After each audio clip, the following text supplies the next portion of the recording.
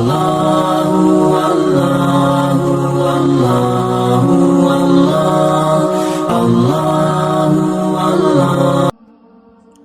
اللہ الرحمن الرحیم۔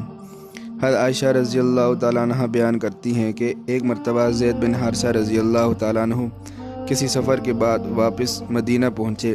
اس وقت رسول اللہ صلی اللہ علیہ وسلم میرے گھر تشریف فرما تھے۔ حضرت زید رضی اللہ تعالیٰ عنہ نے دستک دی تو آپ صلی اللہ علیہ وسلم جلدی سے دروازہ کھولنے کے لیے اٹھ کھڑے ہوئے۔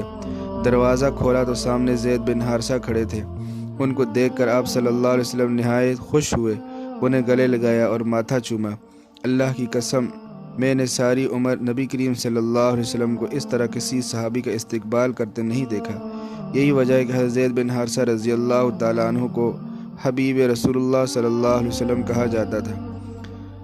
جب 8 سن ہجری کو رسول اللہ صلی اللہ علیہ وسلم نے 3000 مجاہدین کا ایک لشکر غزوہ موتا کے لیے روانہ کیا تو اس کا لشکر کا سپہ سالار حضرت زید بن حارثہ رضی اللہ تعالیٰ عنہ کو مقرر فرمایا۔ پھر اس لشکر کو روانہ کرتے ہوئے فرمایا، اگر زید رضی اللہ تعالیٰ عنہ شہید ہو جائیں تو جعفر بن ابی طالب رضی اللہ تعالیٰ عنہ کو لشکر کا امیر بنا دیا جائے، اور اگر وہ بھی شہید ہو جائیں تو مجاہدین اپنے میں سے جسے چاہے اپنا سپہ سالار مقرر کر لیں۔ جب یہ لشکر اردن کے مشرق میں معان کے مقام پر پہنچا تو کیسر روم 1,00,000 فوج لے کر مقابلے میں آیا۔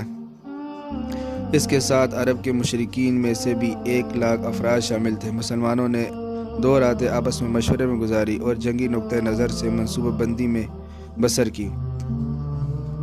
ایک صحابی کی رائے تھی کہ پہلے ہمیں دشمن کی تعداد کی خبر نبی کریم صلی اللہ علیہ وسلم تک پہنچانی چاہیے اور آپ صلی اللہ علیہ وسلم کے حکم کا انتظار کرنا چاہیے، اور ایک صحابی بولے کہ اللہ کی قسم، ہمارا جہاد نہ تو تعداد پر منحصر ہے اور نہ قوت و کثرت پر، ہم صرف دین کی خاطر نکلے ہیں۔ میرے ساتھیوں، جو ہمارا مقصد ہے ہمیں اسی کو پیش نظر رکھنا چاہیے۔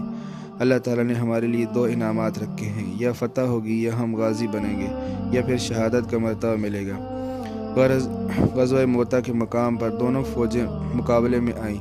مسلمانوں کی تعداد صرف 3000 اور دشمن کی تعداد 2,00,000 تھی۔ مجاہدین ایسی بے جگری سے لڑے کہ رومی فوج جو ہے پسپا ان کو کر دیا۔ دشمن پر مسلمانوں کی دھاک بیٹھ گئی۔ سپہ سالار حضرت زید بن حارثہ رضی اللہ تعالیٰ عنہ رسول اللہ صلی اللہ علیہ وسلم کے عطا کیے ہوئے جھنڈے کی حفاظت کے لیے بڑی بہادری سے لڑے۔ دشمن نے نیزوں سے آپ کا جسم چھلنی کر دیا اور آپ شہید ہو گئے۔ ان کے بعد حضرت جعفر طیار رضی اللہ تعالیٰ عنہ نے جھنڈا تھام لیا اور بڑی جانثاری سے دشمن کے مقابلے میں ڈٹے رہے اور جھنڈے کی حفاظت کرتے رہے۔ آخر انہوں نے بھی جام شہادت نوش کر لیا۔ ان کے بعد حضرت عبداللہ بن رواحہ رضی اللہ تعالیٰ عنہ نے آگے بڑھ کر اس جھنڈے کی حفاظت کی۔ انہوں نے بھی خوب داد شجاعت دی اور وہ بھی لڑتے ہوئے شہید ہو گئے۔